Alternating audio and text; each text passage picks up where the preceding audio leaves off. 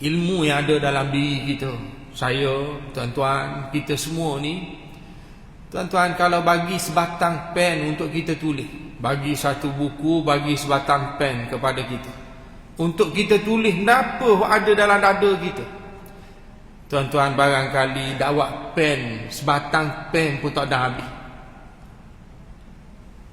Duduk tengah-tengah tulis, rasa kosong dah, benda apa lagi aku nak tulis tak? Tak ada benda nak tulis.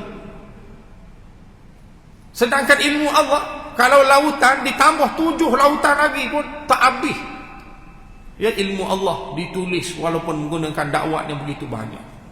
Ya, itu nak sebutnya tuan-tuan, ya, kalau satu-satu orang dia rasa cukup dengan ilmu yang ada, menyebabkan dia rasa tak perlu dah untuk belajar, tak perlu dah untuk mendalami ilmu agama dan sebagainya, ya, makna dia tertipu dengan diri dia sendiri. Ya, walhal kita ni kalau nak tengok sejauh mana kita, tuan-tuan, hanya padam bawa jarum. Ya, bawa jarum pergi tepi patah, celuk jarum dalam patah.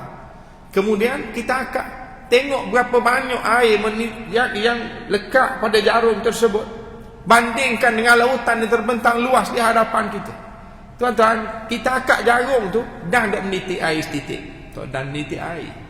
Nak kata tu je kita.